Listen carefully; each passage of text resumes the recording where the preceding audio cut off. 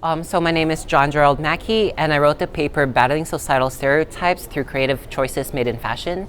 And basically, my paper was about the history of fashion and how societal norms, especially on gender roles, evolved with fashion, and how fashion came into being with the restrictions and constraints that they put on gender norms, whether it's male or female, and what they can or cannot wear.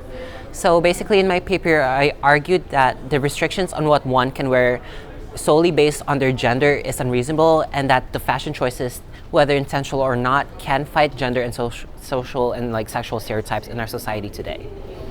So tell us about the thought process behind transforming your work into a multimodal project and the steps that you took to make it into a reality. Sure.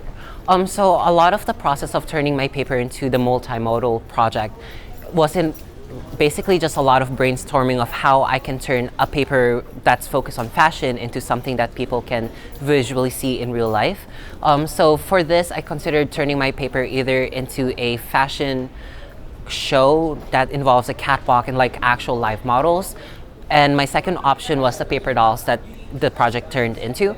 I figured that since we worked with the iZone session, working with the different materials that we had really did help with making the decision, because I figured that making the paper dolls would be a lot easier compared to having to get models and having all the outfits arranged and having a catwalk set out throughout the entire land square. So you mentioned the iZone session. What types of things did you actually do in the session that helped you make your design decisions? So the iZone session had a little smaller breakout groups where each table had their own materials that you could work with.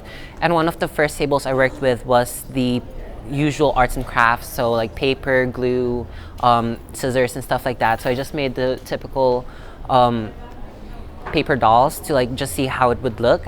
And on my second part, I went to the table for, I believe,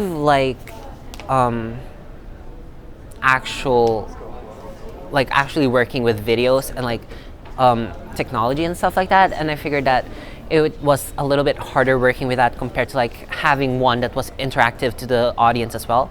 And that's something what I wanted, was that the paper dolls had both a sense of nostalgia as well, it provided a way for the audience to actually learn what I'm trying to convey in my paper. So tell us a little bit about your experience at the actual pop-up research presentation. What was that like? It was definitely interesting talking to the people and explaining what my paper was about. Being able to interact with other people and hearing their perspectives on what my paper came out to be was really interesting, and actually was something that I really enjoyed talking about.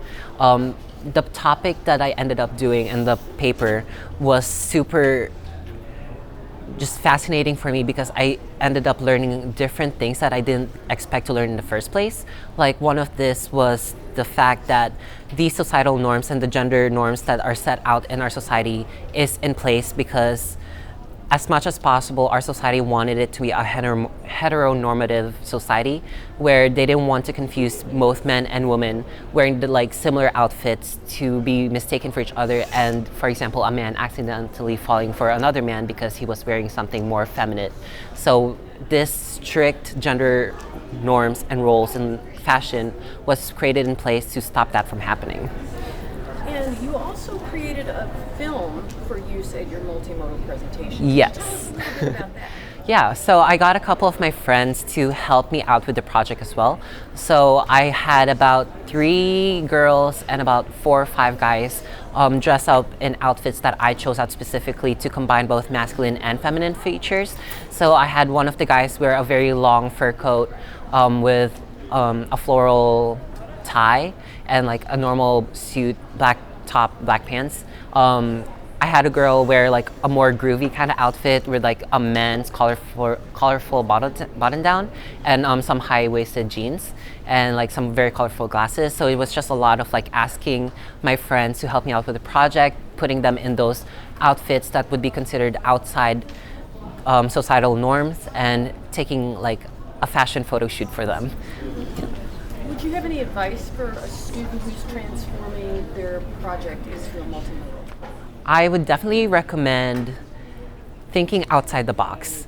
As much as possible, think of ways you could turn your project into something you wouldn't expect to see. So for my project, it was something on fashion, so I figured that something interactive and something entertaining for people that they really enjoy is like having something to do with their hands.